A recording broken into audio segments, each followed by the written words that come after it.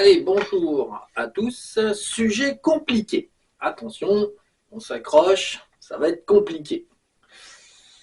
Euh, alors, là, en fait, il s'agit véritablement de la personnalité en tant qu'humain présent, on va dire. Donc, la personnalité qui encombre l'entité de fond, dans le sens où une personne au présent, en fait, contient une certaine connaissance, un certain passé, et ce présent et ce passé peuvent constituer des gènes profondes à l'avancée même de la personne. Bon, on va voir pourquoi ça constitue des gènes, hein, en fonction, on va dire, des petits dédés, des choses comme ça. Et en fait, toutes ces gènes, en fait, ralentissent l'individu dans son évolution métaphysique. Là, ce sujet, ça en fait, véritablement se connecte beaucoup à mes petits padawans, dans le sens où, à l'heure actuelle, on a un petit phénomène d'épreuve, dans le sens où les êtres multicordes qui envahissent, enfin, donc des êtres astraux qui viennent parasiter notre petite planète Terre, sont des êtres qui amènent avec eux leurs valises, donc ils ont des petits dédés dans les poches, donc qui posent et qui font travailler sur les petits padawans autant que sur les humains. Attention, hein, là, c'est aussi un parallèle. Un être humain, quelque part sur la Terre, va subir potentiellement les mêmes choses. On est à l'ère actuelle, on va dire, des grands nettoyages, des grandes révélations, entre guillemets. Et ces grandes révélations sont constituées justement de ça. C'est-à-dire qu'on a un être astral qui va venir parasiter une personne. De ce fait, il va entrer dans les failles, les fissures, les fentes, les problèmes d'un individu. Toutes les grandes failles d'un individu vont être exploitées. Donc, la problématique, c'est que ces failles, si elles ne sont pas résolues au présent, vont constituer une gêne permanente dans la vie quotidienne de la personne. Si on a tendance à être colérique, on va être colérique. Et après, évidemment, comme aujourd'hui la lumière en fait en général de toute façon augmente, et ben ces failles vont être exploitées, mais on va techniquement s'en rendre compte plus facilement qu'il y a quelques années, dizaines, vingtaines d'années, où la lumière était bien plus faible. Donc on va être gêné par soi-même. En fait, c'est assez amusant, mais c'est comme ça. Et ensuite, il y a le phénomène des connaissances. Connaissances, croyances, ce qui en fait est quasiment la même chose en métaphysique, parce que les connaissances sont souvent un modèle de croyance et non pas un modèle d'expérience. Et ça fait un très gros problème. Et parfois, on fait des expériences avec un leurre profond du résultat. C'est-à-dire qu'une personne, un prêtre catholique, lui, fait l'expérience de la sagesse, par exemple. Dans les religions classiques, catholiques, musulmans, bouddhistes et toutes les autres, on a des prêtres qui se sentent très calmes, très sages, qui vont donner la bonne parole. Les bouddhistes sont les champions du monde de la bonne parole. À côté de ça, on ne va pas regarder les conneries qu'ils font. Et en fait, la problématique, elle est là, c'est qu'une personne va avoir des apparences, effectivement, elle peut s'habiller d'apparence, parce que les petits dédés vont trouver ça pratique que la personne s'habille d'apparence, l'apparence de la sagesse, l'apparence de très grande connaissance. Hein. On va avoir des personnes qui ingurgitent des connaissances métaphysiques, par exemple. Ils vont ingurgiter, hein, comme la vidéo sur les mots, donc ils vont avoir plein de mots, ils vont avoir plein d'explications, ils vont avoir plein d'ego, en fait, qui va se remplir. L'ego va se remplir, et va représenter quelque chose que d'autres personnes autour d'elle va estimer comme ah non, c'est une personne de connaissance, c'est une personne de bon sens, c'est une personne de ci et de ça. La seule problématique, c'est que dans l'éther, toutes ces connaissances, tout ce soi-disant bon sens et toute cette grande sagesse, en apparence, n'est pas forcément vrai. Dans le sens où, à l'heure actuelle, nous, on expérimente une certaine, on va dire, échelle de nettoyage. Nous tombons sur des systèmes qui permettent de mesurer un petit peu son propre avancement en même temps que ses propres blocages. Parce que tout est là. En fait, cet endroit où nous allons, que les humains expérimentent simplement par le jeu de l'ombre et la lumière sur Terre, en fait, c'est un endroit où va être mis en lumière les faiblesses. Et les faiblesses, en fait, ça va être en moyenne, ça va pas être les petits dédés, ça va pas être ci, ça va pas être ça, ça va être tout le corollaire, c'est-à-dire tout ce qui est rattaché aux sentiments et aux connaissances, croyances et encombrements mentaux qu'un individu stocke en lui. Encombrement qui crée la personnalité.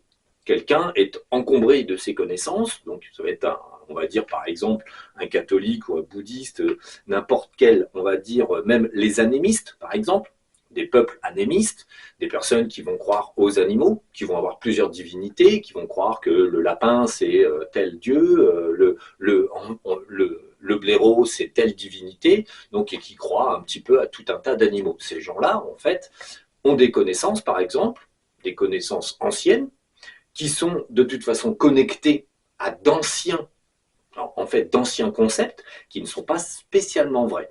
Il en va de même pour tout ce qui est chaman. En fait, le problème du chamanisme, c'est un truc qui est hyper à la mode. Beaucoup de gens s'embarquent dans le chamanisme parce que c'est millénaire véritablement au niveau en fait des pratiques. Et on va dire c'est les chamans. En gros, on pourrait les comparer aux druides d'avant. En fait, les druides d'avant étaient des êtres à connaissance naturelle et qui mettaient en pratique des choses qu'ils se refilaient de druide en druide et que en fait ils se croisaient, recroisaient, ils allaient dans des endroits, ils faisaient des rites, hein, parce que les druides faisaient des rituels. C'est comme ça qu'à un moment donné ils ont un peu débordé, ils ont commencé à faire des rituels sombres, donc là ils se sont carrément enfoncés. D'autres ont continué en tant que druides à faire des rituels, on va dire, pour améliorer la santé, pour améliorer ça, faire la potion magique, les choses comme ça. Bon, la potion magique, bon, ça, je ne sais pas si ça a fonctionné, peut-être, quelque part, en Gaule, dans un petit village. Donc, en fait, le problème, il est là, c'est qu'en fait, toutes ces connaissances, qu'elles soient orales, qu'elles soient traditionnalistes et donc verbales, et qui n'est pas vraiment décrit, et qu'on se refile les connaissances d'un chaman à l'autre ou d'un anémiste à un autre, ou toutes les religions inventées par l'homme, en fait, on reste dans les élucubrations humaines.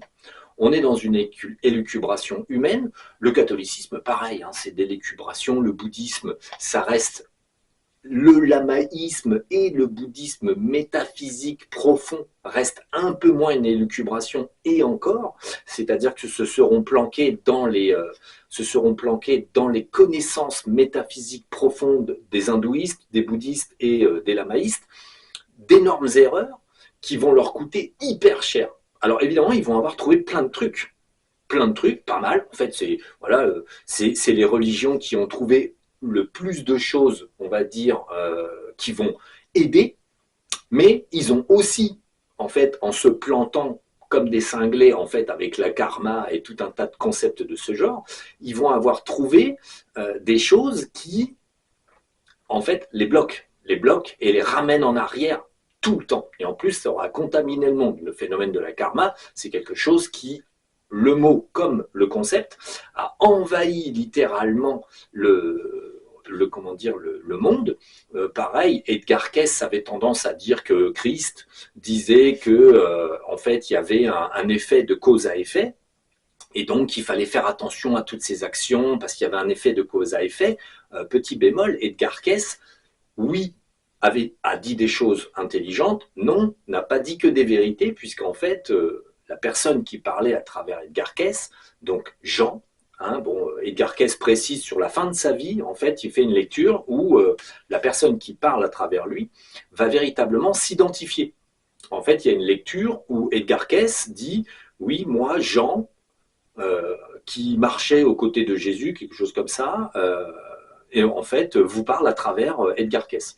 Et bon, il faut dire que l'assistance, entre guillemets, donc les gens qui étaient là, qui croyaient depuis des décennies qu'en fait Edgar Cayce faisait un acte médiumnique ou un acte de transe, pensaient que c'était le subconscient d'Edgar Cayce qui parlait, bon, sont tombés par terre parce qu'ils se sont dit ah ben mince, en fait c'est pas Edgar Cayce qui parle, c'est Jean. Et effectivement, nous on a regardé dans l'éther. Jean étant compatible, et ça je l'avais déjà dit, étant compatible avec Edgar Cayce sur la fréquence, descendait le long de la corde d'argent et bavardait, donc il avait des informations assez justes. Mais Jean lui-même était quand même pollué en fait dans l'astral supérieur, donc à Patra, par toute l'équipe d'Isis, qui foutait le bordel, et de plus, certaines choses n'étaient pas à dire et n'étaient pas à préciser. Donc en fait, certaines informations n'ont jamais été précisées correctement, et Christ n'a jamais dit une ânerie de ce genre, que par exemple il y avait un effet de karma. C'est totalement faux. Christ lui-même était quand même un pariès tyranné dans un corps d'humain, et en plus était conscient, c'est-à-dire qu'il n'était pas embrumé puisqu'il avait transmigré, donc il n'était pas embrumé par sa corporéité. Donc bon, il y a des choses qui ont été dites de par le passé, qui représentent une connaissance, soi-disant. Là, on va avoir des individus humains qui vont dire « Oui, mais Edgar Cayce, il a dit que ci et que ça ». Que se passe-t-il? Si une personne se met à croire, elle lit un livre, bon, Edgar Cayce a dit, j'y crois, bon, parce que Edgar Cayce a eu un bon score, par exemple. C'est exactement ce mécanisme qui va se passer pour la connaissance et le fait de forger sa personnalité et son avis. Une personne lit, par exemple, un compte-rendu des lectures d'Edgar Cayce. Quelqu'un comme Dorothée Cochelin de Biesmont ou tout un tas d'autres personnes ont étudié les lectures. Donc, une personne va lire, va se dire, oui, Edgar Cayce a dit que Christ avait dit ci, Christ avait dit ça, et puis ci, et puis ça, et puis voilà, bon, donc moi j'y crois. J'y crois, pour moi ça me paraît logique, pour moi ça me paraît intelligent, donc voilà. Donc on se raccroche à travers ce qu'on va avoir lu, par exemple sur le Christ a dit que la karma en gros ça existait, bon ben voilà, il a raison. Qu'est-ce qui se passe en fait?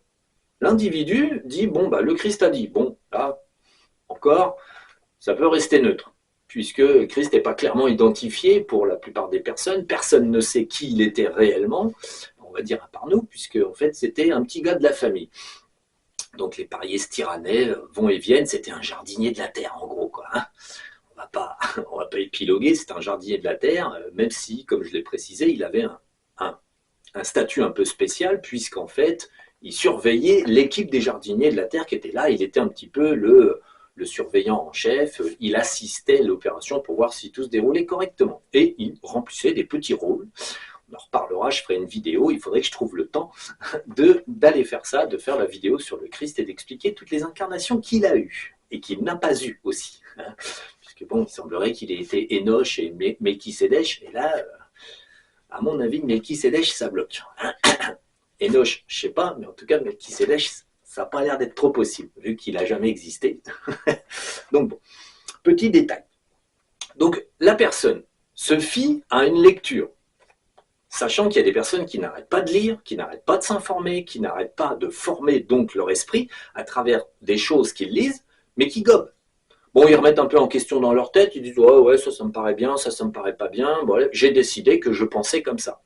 Qu'est-ce qui fait qu'une personne peut décider qu'elle pense comme ça? L'ensemble de la collection de DD qu'elle a à l'intérieur d'elle, qui lui disent « ouais, ça c'est bien, vas-y, reste là-dessus, ça a l'air bien, en tout cas pour te planter, ça a l'air bien ». Donc la croyance s'installe dans le fait que, par exemple, le Christ a dit ci, le Christ a dit ça, à travers Edgar Cayce, admettons, puisque c'est une source de connaissance. L'esprit, en disant « bon, le Christ a dit, là, on se salit pas trop, ça va », à part que le problème, le mot Christ, est directement connecté à un égrégore catholique, vous ne pouvez pas y rater. Donc qu'est-ce qui se passe? L'individu, le Christ a dit. Bon, quand on ne sait pas qui est le Christ, on dit le Christ, le gars là, quoi, qui a fait la religion, qui a fait des trucs, le gars là qui est venu, quoi. Et ben bon, erreur de base, donc on dit le Christ, en moyenne déjà on va se connecter, on croit que le Christ a dit, Jacques a dit, donc soi-disant c'est le Christ qui l'a dit. Donc on se connecte à l'égrégore du Christ. Qu'est-ce qu'on récupère? Un égrégore d'église, hein, un égrégore catholique, avec des tonnes de merde, là, des mètres cubes d'égrégores qui sont créés par tous les catholiques qui prient le Christ bêtement tous les jours. Donc on se connecte à ça. On est sale, ça y est. Et surtout, en fait, les petits dédés de l'égrégore, si vous entendent commencer à essayer de débarrasser des idées de ce genre, vont pas apprécier, ils vont sauter dessus. Ensuite, on dit, le Christ a dit à travers Edgar Cayce que, par exemple, bon, l'effet de cause à effet existe, la karma. Donc, on se met à croire plus ou moins à la karma ou au dogme œil pour œil, dent pour dent chez les juifs, ce qui est totalement idiot, mais c'est comme ça. Donc, en fait, on croit à la karma ou le cause à effet, parce que œil pour œil, dent pour dent, c'est le cause à effet aussi. C'est leur façon de le dire, en mode agressif, hein, en mode DD. Donc bon, les juifs, calmez-vous. Arrêtez les dédés, arrêtez d'en fumer, d'en manger, ça ira mieux. Donc bon, l'idée est là. Du coup, on se reconnecte à travers notre petit problème de Christ et son égrégore, on se reconnecte à autre chose, hop, on se reconnecte à la karma. La karma, il faut savoir qu'il y a des seigneurs de la karma, des gros dédés de merde qui sont soi-disant là pour vous aider dans la karma. Bon, voilà, quand j'ai dit dédés de merde, j'ai tout dit. Donc, on est reconnecté à un égrégore, on est reconnecté à des énergies et des forces qui œuvrent depuis des milliers d'années, et donc qui vous polluent. Donc, une croyance erronée, sans qu'on le sache, puisqu'en fait on va prêter foi à quelque chose, va directement connecter l'individu. Et ça fait un point central, et à chaque connaissance qui est fausse, non révisée et intégrée dans la connaissance, on va drainer des milliers de DD, des milliers d'égrégores, petits, moyens ou gros égrégores, peu importe, des petits égrégores séculaires.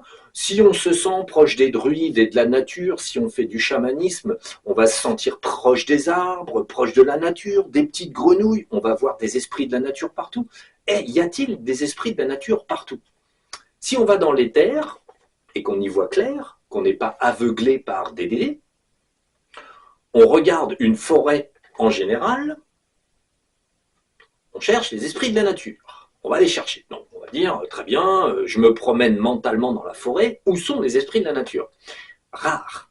Pourquoi? Parce qu'en fait, sur Terre, les fréquences sont assez basses, les forêts sont assez, on va dire, détruites, en général, exploitées, surexploitées, chétives, pas terribles. L'environnement est pas terrible. Il faut des endroits précis.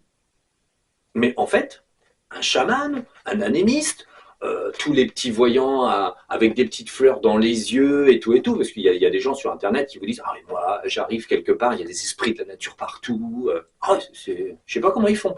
Il y a des dédés partout. Là, oui, je suis d'accord. Dans une forêt, dans 1 mètre carré de forêt, vous pouvez avoir 10 dédés. En fait, dans les buissons, dans ceci, dans cela, des faux lutins, des faux ci, des faux ça, vous allez avoir beaucoup plus de dédés au mètre carré que d'esprits de la nature. Parce que des esprits de la nature au mètre carré, il n'y en a pas tant que ça. Mais si vous avez la croyance, moi je crois, je suis chaman, je suis anémiste, je suis médium, je suis. Le problème c'est le je suis. Plus je suis, plus je suis complètement en fait enfermé. Le je suis, c'est j'ai raison, je suis, j'expérimente ma vision des choses et je ne me remets pas en question moi-même et surtout je ne cherche pas à savoir si j'ai tort. Et en fait, la problématique de l'humain est là, en fait, ne pas s'accepter d'avoir tort. Parce qu'en fait, derrière, vous avez un dédé qui vous dit « Mais non, tu as raison, vas-y, continue, avance, pas de problème, tout se passe bien. » Et peu importe ce qui arrive. La problématique, c'est la résistance à dire « Ok, je vais donc étudier chacun des points que j'ai appris. » Alors ça peut être nombreux, hein, parce que bon, parfois on a pu faire des longues vies, entre guillemets, et on a pu apprendre tout un tas de conneries. Et si on n'est pas dans le relâcher de ces connaissances, c'est-à-dire dire, bon très bien, j'ai tout ça de connaissances, hein, une pile de connaissances, ben, je vais toutes les réviser. Pourquoi? Parce qu'il faut être franc. En fait, dans chacune des connaissances des humains, de l'humanité, tout ce qui a été appris, compilé et refilé, il y a plus de conneries que de vraies. Et en fait, il est très rare de trouver une culture, quelque part, la culture, entre guillemets, la culture mentale, parce que moi j'estime que le chamanisme ou les bouddhistes ou les catholiques, c'est des cultures mentales, c'est juste de la culture mentale avec des étiquettes. On met des petites étiquettes et puis voilà, on appelle ça de la culture mentale pour moi. Hein. C'est pas une religion, c'est une façon de mentaliser la vie. On se rassure, on accroche à un système, on se fait avoir par un système, et ensuite, il en va de même pour l'anémiste. L'anémiste fait un choix. Un jour, vous êtes un être humain, puis un jour, vous dites « je suis anémiste ». Bon, la plupart du temps, on hérite de sa culture, on va dire, dans le domaine de sa famille. On est agriculteur, quelque part, on va dire, agriculteur, allez, on est lapon, par exemple. On est lapon, quelque part, en Laponie, et on est anémiste. Pourquoi? Parce que toute la famille est anémiste, et ça fait 3000 ou 4000 ans que ça dure. Ben oui. Et puis on a un chaman qui est anémiste, chamano, quelque chose, qui sait tout un tas de choses et qui en fait patauge dans son ancienne culture et qui est un être nuisible parce qu'en fait, il va vous faire des trucs, mais il est rarissime quand la culture d'origine n'emmène pas l'individu dans en fait, un trou en fait à Dédé, un trou à fausse connaissance et un truc comme ça. Une fois, par exemple, c'était assez amusant, j'avais vu un reportage sur un petit chaman des forêts amazoniennes, paumé, paumé, paumé, qui débarrassait quelqu'un des mauvais esprits. Mais à sa façon de faire, à sa façon de bouger les mains, de faire les choses, il était effectivement en train de cibler des DD et retirer. Il retirait sur la personne très précisément, il retirait des choses qui l'attrapaient, il l'attrapait, il retirait. Bon, après, lui-même ne savait pas forcément les détruire, mais en tout cas, il voyait les DD et il retirait les DD sur la personne. C'était un chaman quelque part perdu dans la forêt amazonienne. Ce sont encore ces gens-là qui font des erreurs, mais moins d'erreurs que les autres, parce qu'en fait, ils n'ont pas lu, ils n'ont pas ci, ils n'ont pas ça. Et si chacun de ces chamans très très loin dans les forêts décorporent et ont un esprit très affûté, communiquent avec de vrais esprits de la nature, vont arriver à finalement affiner leurs connaissances parce qu'ils sont coupés du monde, mais coupés, coupés, coupés, coupés. De ce fait, ils vont avoir accès à une lumière, entre guillemets, qui va être de meilleure qualité qu'une personne qui a accès à la lumière de tout le monde, c'est-à-dire la lumière de l'ignorance, des petits dédés et des fausses connaissances. Donc, l'idée est là, c'est qu'en fait, parmi mes padawans et parmi tous les êtres humains du monde, en ce moment, il y a des effets de résistance, et ces effets de résistance dans la société humaine vont se voir. Les gens vont être on va dire, en très forte opposition avec eux-mêmes, parce qu'en fait, d'un côté, il y a tout ce qui croit, qui est connecté en fait, à des problèmes qui sont véritablement l'encombrement, et de l'autre côté, ils ont leur personnalité actuelle, qui est quand même super teintée, et qui, elle, est tellement imprégnée qu'elle ne se pose pas la question de ce qu'il faut changer, mais qui finement, quand même, peut se dire, il y a un problème, il y a un petit problème, je ne sais pas sur quel pied danser. Donc, ce qu'il faut voir, je regarde un petit peu que je vous aborde tout. Donc, ce qu'il faut voir, c'est qu'en fait, les pratiques humaines, en fait, liées aux connaissances du passé, donc, faites la liste de tout ce que vous savez, en fait, la liste des connaissances qu'on se refile. Alors, les catholiques, c'est simple, ils ont fait des livres, ils ont tout écrit, donc en fait, toutes les connaissances sont accessibles pour la personne qui va s'instruire, soi-disant. Donc, en s'instruisant, la personne va en fait se péter des égrégores les uns après les autres. C'est super sympa, hein, c'est nickel. En fait, donc, on se fait plein d'égrégores, on se connecte à tout un tas de connaissances débiles, et à la fin, on est cerné de connaissances qui, en fait, nous noient dans l'ombre.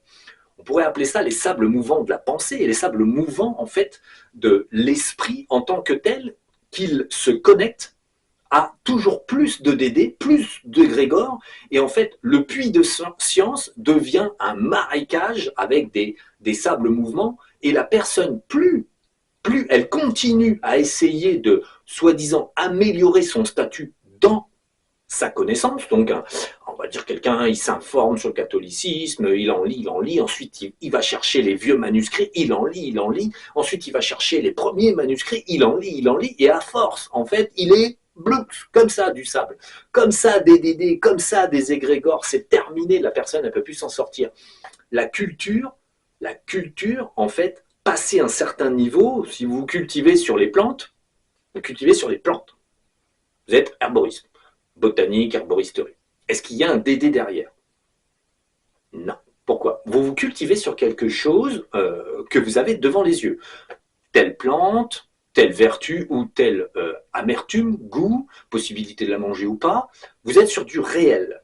Y a-t-il un égrégore derrière le réel? Pas vraiment, en fait. Il y a un petit effet de croyance, peut-être pour la vertu que telle plante va faire revenir votre petite copine en 3 semaines. Bon, oui, là, il y aura un petit effet de croyance. Donc, c'est pas parce qu'on boit du thé à la menthe que votre copine va revenir. Ça, je doute. Comme je bois beaucoup de thé à la menthe, je n'ai jamais vu personne revenir parce que je bois du thé à la menthe. Bon, A priori, c'est pas vrai. Donc, l'idée est là. Tant qu'on fixe sa connaissance, son apprentissage sur un plan purement physique, il n'y a pas d'égrégore. Mais dès qu'on passe la limite, on va dire, de la connaissance dite ésotérique, de près, de loin, léger ou plus, ou un peu plus, très épais, on va dans l'ésotérisme pur, on est dans le plantage monumental. Et pourquoi? Parce qu'en fait, tout simplement, les informations sont non vérifiées. Et encore, très amusant, on va dire, aujourd'hui, on a toute la catégorie des gens. Alors, dans le temps, une personne, elle était chamane en Australie. Elle était chamane par-ci, chamane par-là, prêtre orthodoxe par-ci, prêtre orthodoxe par-là, anémiste à droite ou à gauche, mais il n'y avait pas de communication. Du coup, ou très très faiblement, la société moderne n'était pas encore arrivée, il n'y avait pas de véhicule vraiment, on ne faisait pas des grands trajets, c'était trop cher, c'était trop loin, c'était trop long, donc on restait finalement avec sa propre ignorance.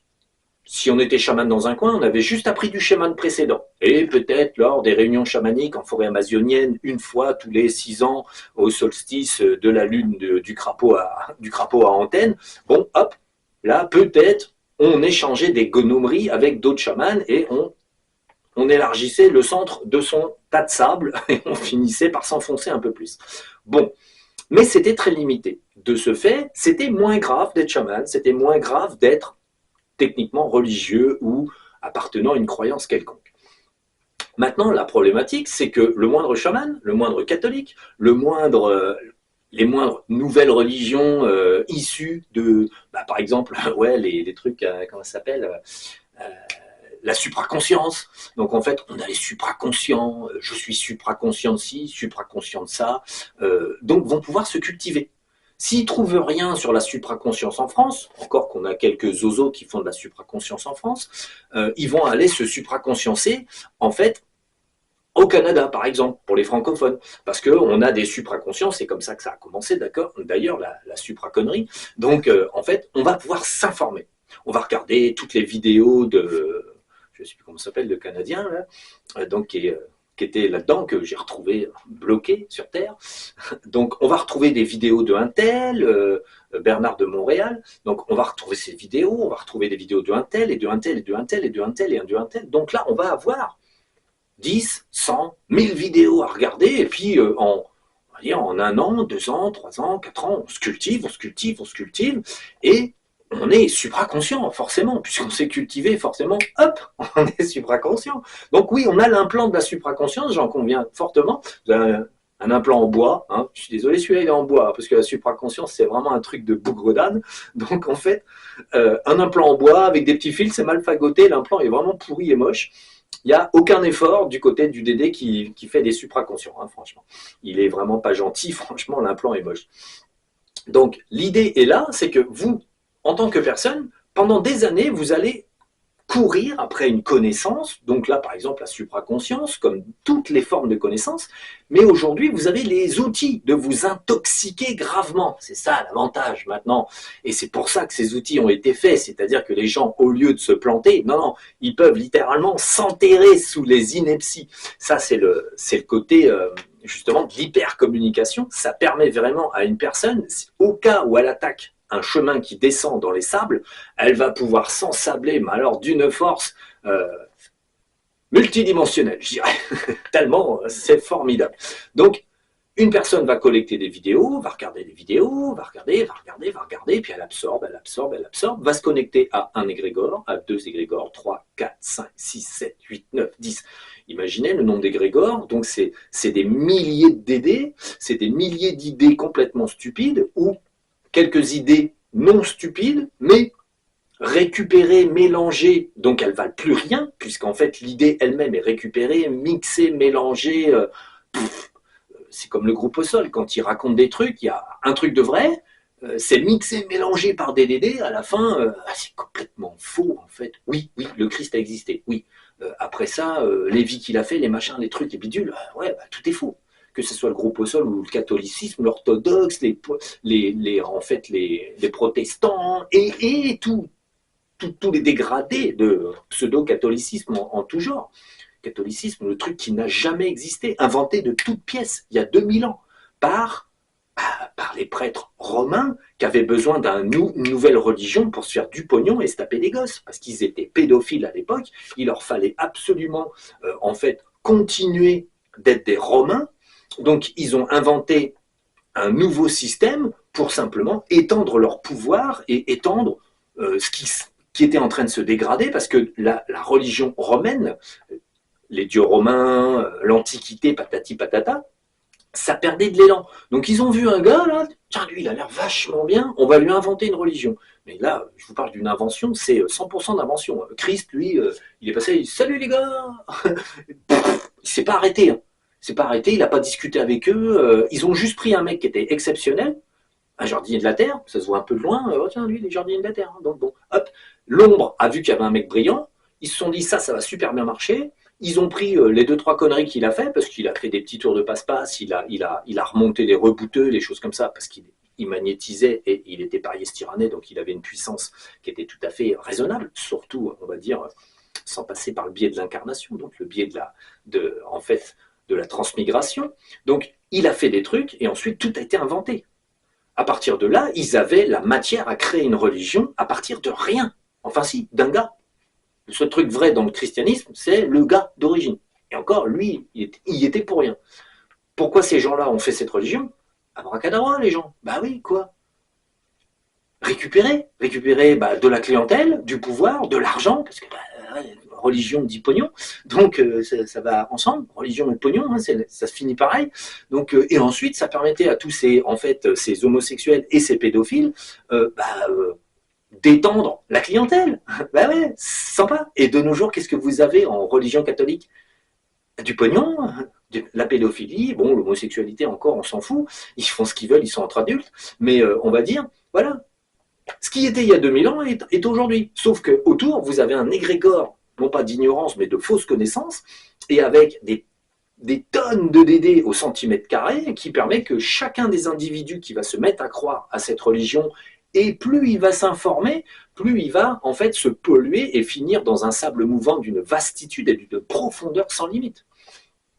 Il en va de même avec les autres concepts. Aujourd'hui, une personne qui va se renseigner pour aller dans l'éther, par exemple, ah tiens, je vais aller dans l'éther, je vais faire de l'hypnose régressive, je vais faire des trucs, va s'informer, et comme en fait l'information est noyée par les DD, puisqu'en fait là en France et en francophonie, on va dire, on a, je sais pas, moi quand j'ai commencé, on était quoi? Allez, on était grosso modo à compter, on était moins de 10. Et j'étais le trublion et je faisais beaucoup de vues. Pourquoi? Parce que en fait, voilà, je déblayais tout droit et ça se voyait très bien que les autres ils déblayaient de travers. Maintenant, on est quoi? On est plus de 200. On est plus de 200 et ça raconte n'importe quoi. Ce qui fait qu'une personne va se dire, ouais, moi je veux faire de l'hypnose. Hein, très bien, ça a l'air bien. Alors la personne s'informe, ah oui, c'est de l'éther. Ouais, peut-être. Donc elle va regarder les vidéos de ceci, les vidéos de cela, les vidéos. En fait, il y a juste un coup de pouce et elle tombe sur les miennes. Donc c'est un coup de chance. C'est la source qui lui dit, tiens, va par là, tu verras moins de conneries. Donc la personne s'informe, elle n'a pas de chance, elle tombe pas sur mes vidéos. Ou elle a trop de DD, du coup elle se dit oh non, lui ça va pas du tout, il est pas bien, il fait pas comme les autres, il ferme pas les yeux, il dit pas des âneries toute la journée, donc ça va pas. Donc la personne reste du côté DD. Elle va s'informer, comment faut faire et comment faut pas faire, et il y a ensuite on tombe sur les galactiques, ensuite on va tomber sur un tel et un tel et un tel et un tel, les seigneurs de la karma, la matrice. Et la personne, au départ, admettons, c'était une personne qui, on va dire, n'avait pas d'idée de tout ça, ne rentrait pas dans ces concepts-là. Du coup, la personne était vraiment quelqu'un qui vivait une petite vie tranquille, n'était ni catholique, ni bouddhiste, ni rien, complètement athée, et on va dire, ne s'était jamais posé de questions. Et là, elle rentre dans l'hypnose régressive, donc qui est une transe. Hein. Bon, c'est une transe, hein. Donc c'est pas de l'hypnose régressive. Donc, et c'est aller dans l'éther. Donc, la personne s'informe. Elle commence à créer son petit bac à sable dans lequel elle n'était pas au départ. Elle crée le petit bac à sable. Il y a 50 cm de fond. commence à s'engluer, et elle s'informe, elle s'informe, elle s'informe, elle se connecte au DD des galactiques, elle se connecte au DD des seigneurs du karma, elle se connecte au DD en fait de la matrice, les DD de ci, les DD de ça, et ceci, et cela, et encore, et encore. Chaque groupe, là, qui est dans l'éther, là, tous les oiseaux qui sont dans l'éther, ils créent un noyau, on va dire, d'erreurs, donc avec des DD qui sont autour, qui les approvisionnent en conneries. Les êtres astraux sont connectés à eux, se connectent entre eux, parce qu'ils en ont la capacité. Ce sont des êtres multicordes, donc en fait ils ont justement des cordes pour se connecter entre eux, pour se renforcer, et pour pouvoir illusionner le plus de personnes possible. Donc ils font des toiles, parfois ils s'assemblent comme ça, vous voyez, ils s'assemblent, hop, il y en a un, si c'est ma main, vous voyez, ça c'est un être astral, ils s'assemblent là. Ensuite, ils en prennent un là, un là, un là, un là, et ils font un toilage. Une toile, et ils sont connectés les uns aux autres. Ce qui fait qu'ils arrivent en fait, à se coordonner pour, par exemple, une séance à Mathieu, une séance à un tel, à un tel, à un tel. Ils pourrissent la séance, ils vont complètement diriger la séance, ils vont illusionner tout le monde. Si les personnes croient qu'elles vont voir un truc là ou là ou là, elles vont complètement, en fait, enfermer les personnes dans une bulle d'irréalité, et leur montrer tout de façon filtrée. Ça sera filtré par les 1, 2, 3, 10 entités. Certaines entités multicordes sont extrêmement puissantes, car anciennes, provenant de mondes extrêmement vieux, et ont un pouvoir quasi illimité sur un humain qui, en fait, qui n'est pas comme nous, qui ne monte pas dans des sphères très hautes, et qui dégomme ces êtres-là. On va dire, moi, quand je fais un début de séance, d'abord, je défonce tous les êtres comme ça, et ensuite, on fait la séance, pas avant. Mais en fait, quand on ne les voit pas parce qu'on ne sait même pas qu'ils existent, on est dans le dôme, littéralement, des erreurs. Donc, ça, c'est pour une personne qui va s'informer sur donc, la HRE et toutes les conneries de ce genre. Et en fait, qu'est-ce qui va se passer? La personne, au bout d'un certain temps, de toutes ses braves connaissances, va s'y mettre, mais elle est déjà dans un marécage. Elle va contacter Griffalzi, machin, truc, bidule. Elle va prendre une séance et puis elle va vouloir bien sûr être opératrice, être le canal. Non, c'est pas un canal. Ah oui, c'est vrai, c'est un, je sais plus quoi. Qu'est-ce qu'ils font? Tellement le terme est nul, je finis par oublier les termes qu'ils emploient tellement c'est pas possible. C'est un canal, voilà. Hein, c'est pas un télépathe. Donc bon. Donc en fait, l'idée est là. La personne va donc se jeter dans la cour, se disant qu'elle va résoudre tous les problèmes, poussée par tous les dédés qui lui disent vas-y, vas-y, t'es trop fort, tu vas y arriver, maintenant que t'as la tête sous le sable, tu peux y aller, t'es tranquille, tu verras que de la merde, comme les autres. Donc bon, la personne se jette dedans, et en fait, elle est passée d'une personne qui ne savait rien, une petite dame qui faisait sa cuisine, ses confitures et tout, à quelqu'un qui va se suractiver dans l'éther, qui va faire des vidéos, qui va faire ci, qui va faire ça, qui va blablater. On remarque que les sujets se suivent et se ressemblent tous. Tout le monde aborde tel problème. Tout le monde donne son avis sur Christ, sur machin, son truc. Tout le monde. À la fin, voilà. La vraie information est complètement noyée. Quand je dis noyée, c'est noyée. Et la personne, elle est passée d'une petite dame qui faisait ses confitures à la maison à une espèce de créature qui s'agite et qui ne résout rien, et en fait, qui elle est sur Internet, hein. Donc elle est célèbre, on va dire, elle est sur Internet, elle participe à des tas de trucs, et à la fin, en fait, cette personne-là est complètement plantée dans les choux, dans les sables mouvants. Les petites carottes et les petits choux autour, hein, si on veut, dans le sable, ça pousse bien. Donc, le problème, c'est que cette personne n'a rien appris, elle s'est complètement fait enterrer par ses connaissances, et une personne comme ça, un coup de temps en temps, vu que c'est un petit dragon, vu que c'est un petit être de la nature, des trucs comme ça, elle arrive chez moi, fatiguée, épuisée de tous les dédés qu'elle a mangé, et puis après, c'est compliqué. C'est compliqué pourquoi? Parce qu'en fait, la personne, pensant avoir accumulé des connaissances, quand même s'étant rendu compte que ces derniers temps, ça n'allait pas. En fait, elle arrive chez moi, admettons, puis là, elle se dit, alors, qu'est-ce qu'on peut faire? Parce que là, je vois plus rien, ou des trucs comme ça. Je récupère ces personnes-là, et puis on commence à déblayer les choses. À partir de là, c'est compliqué, puisqu'en fait, on a une souche de connaissances, une énorme souche, qui est plutôt un énorme bac à sable, dans laquelle la personne est engluée, et en fait, à partir de là, la personne doit évacuer, pelle par pelle, son petit sable, encore et encore, revoir toutes ses connaissances et commencer à acheter à la poubelle.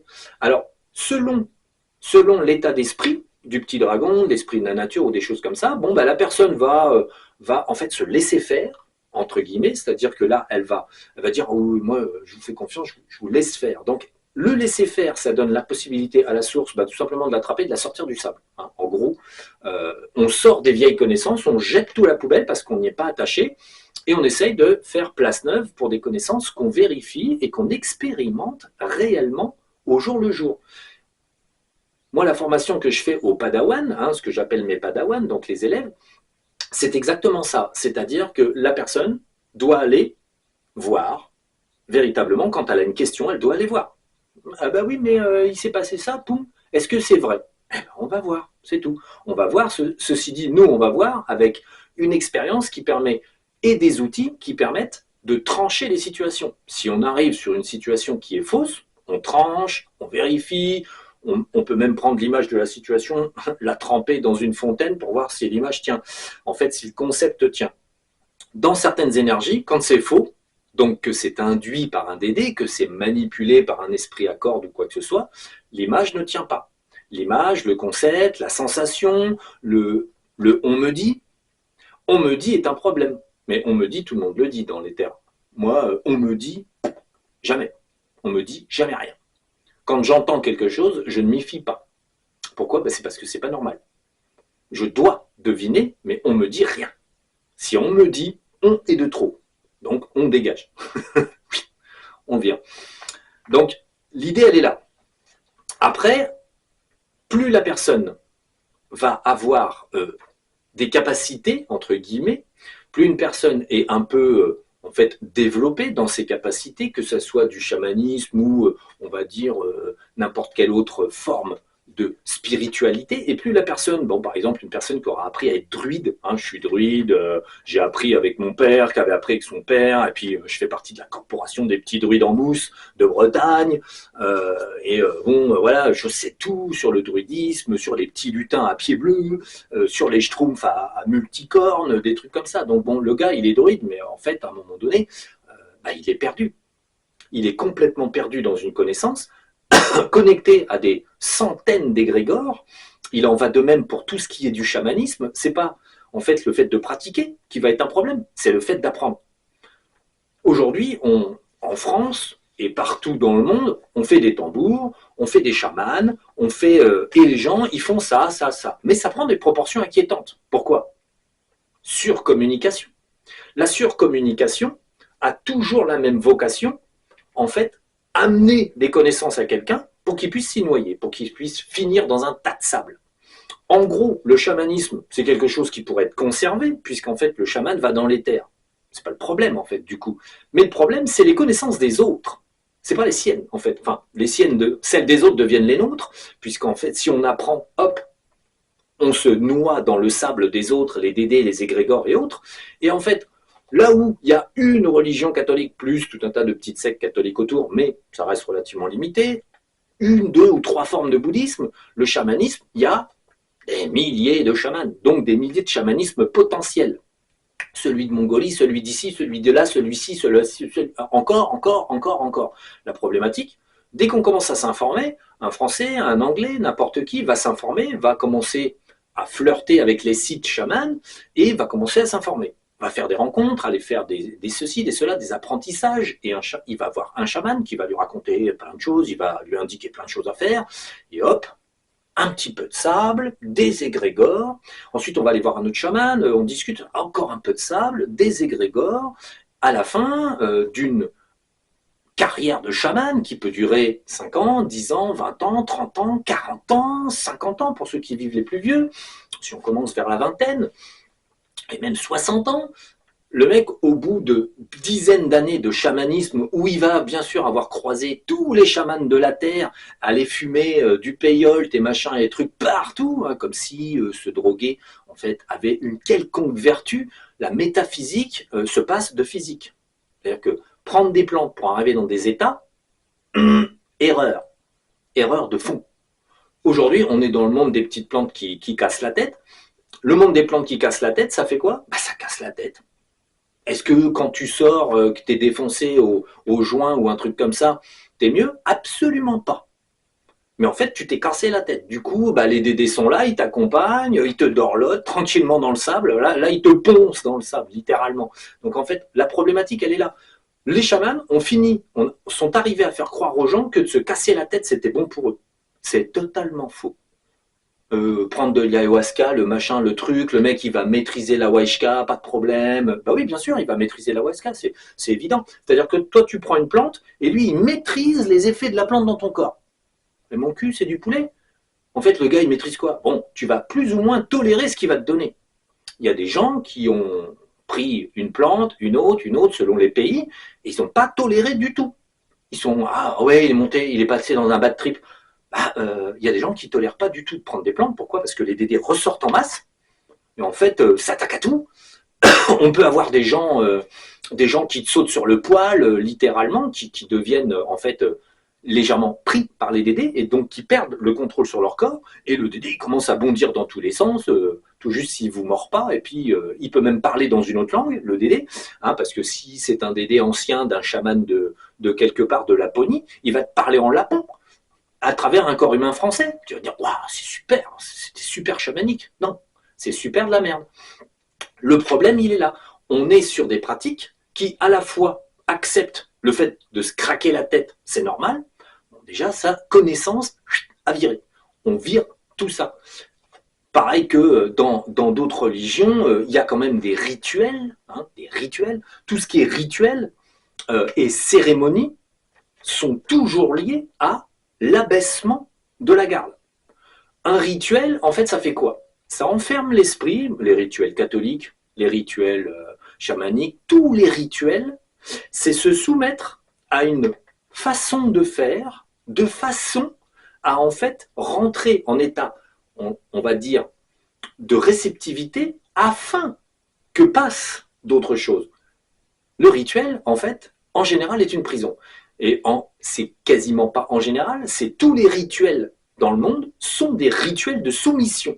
Soumission à l'égrégore, tu te mets en condition pour être soumis à ton égrégore, catholique, chamanique, machin, truc, tu te mets en soumission. De ce fait, les petits dédés, tout ce qu'on veut t'imposer se renforce en toi. Voici à quoi ça sert un rituel. Le rituel, ça permet d'affaiblir la conscience parce que on est en train de faire des petits gestes, on fait des trucs, on fait des rituels. En fait, on perd son temps. En fait, on perd son temps, on ouvre légèrement les portes, ce qui permet au petit dédé de prendre toute la place. Une personne qui effectue des rituels et qui, en fait, vont ensuite, à la base du rituel, vont être dans leur petit état, on va dire, vaporeux, vont commencer à faire des choses et, en fait, vont croire que tout va bien. Mais en fait, il ne faut pas perdre de vue qu'à partir du moment où on commence à ritualiser, on va se connecter un peu plus finement à tous les égrégores de nos propres connaissances. S'il n'y en a qu'un, ça va. S'il y en a 2, 3, 4, 5, 6, 7, 8 000, hein, les chamans d'aujourd'hui sont des gens polyvalents, à multiculturels. En fait, ils ont appris avec 1, 2, 3, 4, 5, 6, 10, parce que c'est l'heure de la connexion. On va dire, on peut aller sur les sites, les machins, les trucs, on peut se déplacer facilement, on peut aller hop, en Laponie, on peut aller en Chine, on peut aller par-ci, par-là, et hop, hop, hop, hop, on apprend. Et plus on apprend, plus on s'ensable, plus on a l'impression par contre d'avancer, l'impression elle est là. Ah, je sais des tas de trucs, je connais les techniques de ci, de ça, je connais des techniques. Des techniques, ouais. En fait, en quoi le fait de savoir bricoler un moteur fait que ta voiture fonctionne? Oui, il faut connaître la bonne technique. En fait, le problème, il est là. Il y a beaucoup de mécaniciens, mais il y a beaucoup de mécaniciens qui mettent en panne leur moteur. En fait, le chamanisme et toutes les connaissances, on va dire, qui sont autour des humains, toutes les religions, c'est ça. C'est des mécanos qui bricolent le moteur, mais ça ne fonctionne jamais. Pourquoi? La connaissance, la réelle connaissance. La première chose que j'ai faite quand j'ai commencé dans les terres, j'ai pris mes connaissances, toutes celles que j'avais d'avant, et j'avais quand même 40 et quelques années, donc j'avais 40 et quelques années de connaissances, et je les ai mis sur la table, et j'ai commencé à feuilleter. J'ai enlevé. Comme ça, que bêtement, je me suis posé la question de la karma, puisque je lisais l'Obsorampa parlait de la karma, comme je vous ai fait dans l'ancienne vidéo, là, sur les mots. Et puis, en visitant la karma, il y avait un problème. On était déjà assez puissant pour le voir. Et ensuite, j'ai revu, comme ça, toutes mes connaissances, encore et encore. Qu'est-ce que j'ai fait au passage? Ben, j'ai formaté mon esprit. J'ai pris mon esprit et j'ai dit, ah, tu pensais que la karma, patati patata, bon, encore que le karma, moi j'ai jamais tellement adhéré, je trouvais ça, bon, ouais, peut-être, mais néanmoins, je trouvais pas ça très important, ça avait pas l'air d'être, je trouvais ça techniquement naturel, mais pas si important que ça me semblait pas si important que ça. Et en voyant les petits dédés derrière, j'ai dit, ah oui, c'est normal que ce soit pas important, en fait, effectivement, c'est pas important, faut foutre de côté. Donc, le principe, c'est que j'ai fait la karma. Mais ensuite, j'ai fait tous les sujets que je connaissais. Alors, et ça, c'est vrai, et ça, c'est vrai. À un moment donné, j'ai abordé, tiens, Marie-Julie Jaéni, les prophéties de Marie-Julie. J'en avais déjà parlé il y a très longtemps dans une vidéo. À un moment donné, je voulais, avant d'aller dans l'éther, je lisais les prophéties de Marie-Julie. J'avais trouvé le vieux bouquin, là. Je feuilletais, je lisais. Et en fait, ce qui était très amusant, c'est que je rêvais à l'avance de ce que j'allais lire 2 jours plus tard ou le lendemain. Je faisais des rêves prophétiques, n'est-ce pas? Je faisais des rêves prophétiques où je voyais le grand monarque, je voyais sa cour, je voyais des tas d'informations, je voyais tout un tas de trucs. Et ensuite, le lendemain, je lisais les prophéties de Marie-Julie. Qu'est-ce qui se passait? J'avais une précognition. Non, j'avais des dédés, en fait. Les dédés, sachant que j'allais aborder les prévisions de Marie-Julie Janelli, mes dédés à moi, en fait, se disaient, bon alors, bouge pas. Marie-Julie, hop, ils sont allés chercher les grégores de Marie-Julie avec les informations qu'il y a dedans, ils les ont ramenés, ils ont dit, alors, Marie-Julie, elle a dit ci, elle a dit ça, hop, on lui met dans le rêve, hop, hop, hop, et voilà, et il rêve de Marie-Julie, le grand monarque, et patati patata. Puis bien sûr, dans le rêve, bien sûr, on me donne un rôle. Hein. Forcément, il faut quand même que j'ai un rôle dans l'histoire, il faut que je sois identifié un peu dans l'histoire. À l'époque, je me voyais dans l'astral, c'était assez amusant, j'étais peut-être mort, j'étais peut-être pas mort, j'étais pas sûr, mais je me voyais dans l'astral regarder au-dessus des scènes, en fait, comme si j'étais dans les akashas, et je regardais les scènes et je voyais donc la cour du grand monarque, je voyais les événements, je voyais ci, je voyais ça, je faisais des rêves assez complets, très bien astralés, avec des belles couleurs et tout et tout. En fait, ce qui pouvait faire que quand je lisais Marie-Julie Jaéni, je me disais, bah ouais, forcément, j'appartiens à tout ça. Forcément, moi. Et oui, en fait. Mais, quelque part, bon, moi c'est toujours pareil, ça n'a jamais vraiment accroché, croché, quoi. Bon, oui, peut-être. Je trouvais ça surtout très intéressant de voir que j'arrêtais pas de rêver de ça, bon, à l'avance. Et puis ensuite, quand j'ai commencé à aller dans les terres, j'ai dit, tiens, au fait, on va aller voir ça. Parce que moi, j'étais pas resté dessus. Hein. J'avais pris, j'étais passé à autre chose, on avance. Et du coup, j'avais regardé un petit peu dans les terres. Et là, très facilement, on voit, on s'endort. Les petits dédés, pendant que tu vas dans l'astral, ils t'emmènent dans les fosses, on va dire, les fosses akashas. Et ils te montrent, hop, t'es englobé dans leur structure de pensée. Et tu vois des événements quasi concordant, mais d'une autre époque, d'un autre contexte, et ils changent les figures, ils changent un peu ci, peu ça, ils influencent tout ton rêve, t'es dans l'astral, donc t'as des sensations astrales, et en même temps, ils n'arrêtent pas de bidouiller tout. Bon, très bien, et on a très bien vu qu'en fait, comme ils savaient que je lisais, ils me faisaient rêver à l'avance, l'effet c'était quoi? L'effet du moi-je. Moi j'appartiens à ceci, moi j'appartiens à cela, il y a un grand monarque, il y a ci, il y a ça, et moi je suis quelque part, bien sûr. Donc bon, tout est très facile à partir du moment où on commence à se cultiver sur un événement, il est hyper facile de se faire dévoyer, de se faire en fait manipuler. Encore plus si en fait, on vit cette culture au quotidien. Bon, moi, Marie-Julie, je lis, bon, je rêve, bon, je suis, soi-disant, puis ensuite, je passe à autre chose. Du coup, bon, tous les efforts qu'ils avaient fait à l'époque tombaient un peu à l'eau parce que j'avais autre chose à faire. J'avançais à chercher autre chose, à trouver mieux toujours. Donc, ça n'a pas vraiment adhéré. Sur une personne plus, on va dire, délicate d'esprit et moins, on va dire, guidée par sa petite étincelle divine, on va tout de suite avoir un arrêt sur image. J'aurais pu m'arrêter sur l'image, je fais partie du truc, me lancer dans la bataille, de la fin du monde avec Marie-Julie et le grand monarque et patati et patata. Bon, voilà, j'aurais pu dévier comme un con et en fait me perdre. Comme font bon nombre de personnes. Il y a tout un tas de gens. Il y a un gars sur Terre, il se prend pour le grand monarque. Hein. Ouais, il se prend, lui, il est le grand monarque, il va faire ci, il va faire ça. Le gars, il est complètement flippé, il est complètement à côté de ses pompes. Ça, c'est l'extrême. Ça, c'est la personne qui a adhéré, il est rentré dans le rôle et il s'est pris carrément pour le héros de l'histoire. Bon, ce problème, c'est qu'il est le héros de sa propre histoire à lui tout seul. Il est complètement à côté de la plaque. Comme énormément de personnes.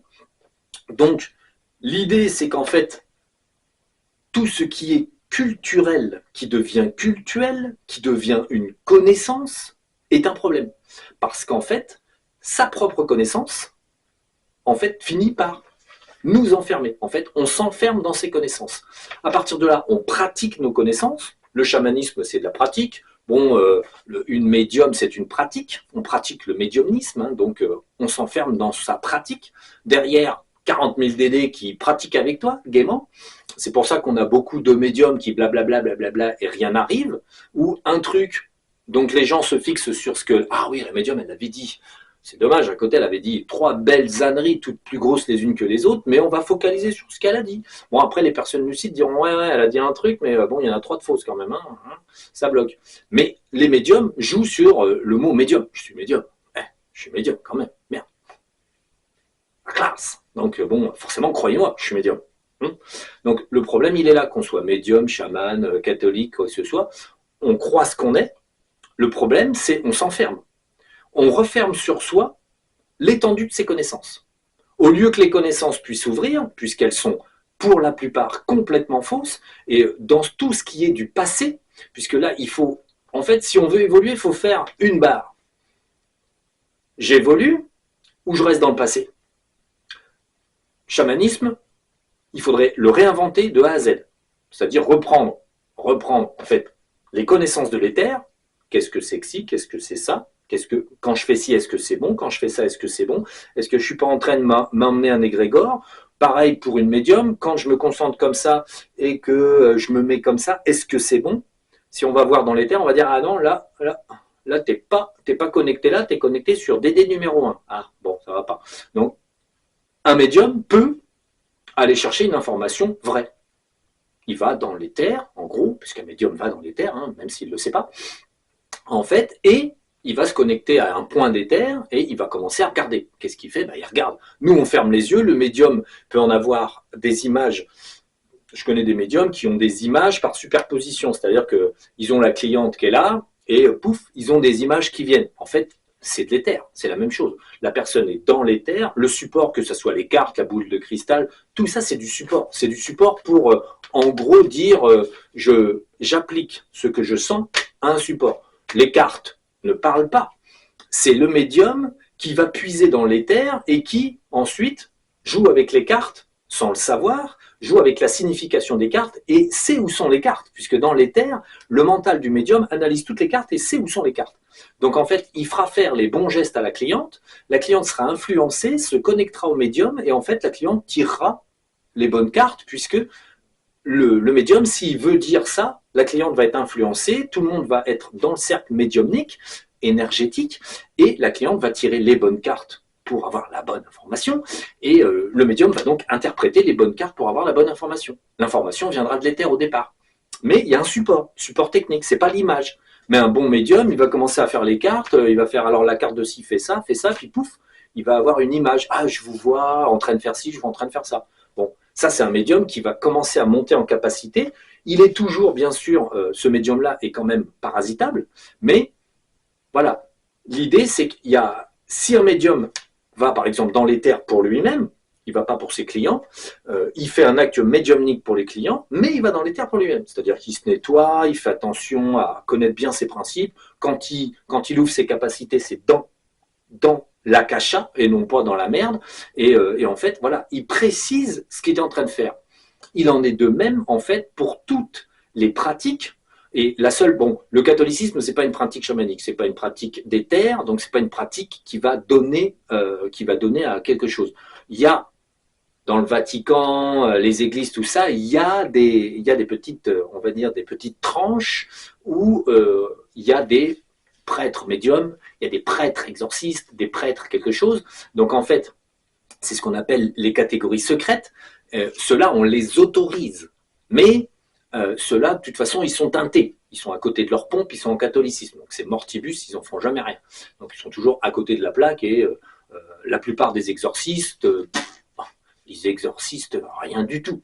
En fait, ils font la surface, ils tuent même pas les dédés, ils font rien du tout. Ils sont victimes de leur propre, on va dire, sable. Ils sont dans leur propre sable et